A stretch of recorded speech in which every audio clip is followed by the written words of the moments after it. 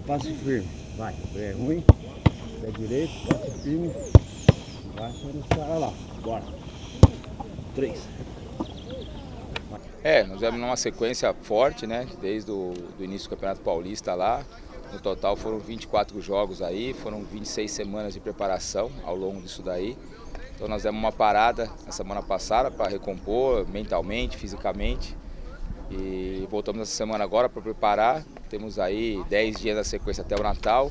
O Natal e o Ano Novo a gente dá uma parada de 1 ou 2 dias ali. Vamos esperar sair a tabela da estreia para programar a viagem. Então pode ser que viaje no dia 1, no dia 2. Mas até lá, todo dia trabalhando lá. Temos um jogo treino sábado agora. Depois um jogo treino no dia 23. E aí finaliza a preparação para a estreia na Copinha. Bora, bora, bora. 10 segundos. Não deixa cair, não deixa cair, não deixa cair. Eu acho que nas competições que o Guarani entra não tem adversário fácil. Todos os adversários vão querer jogar contra o Guarani como se fosse o jogo da vida deles.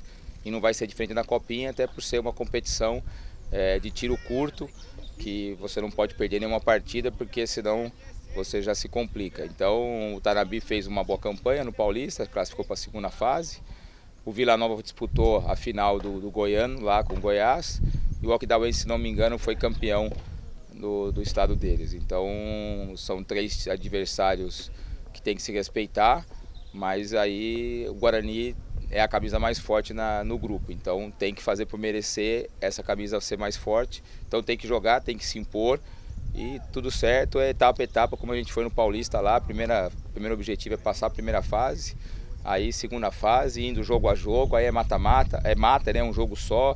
Tem que estar focado, tem que estar decisivo, porque você pode passar mesmo que for no sufoco, mas ninguém vai lembrar depois que for campeão como é que foi a campanha, e sim que o campeonato foi conquistado. 10. 15.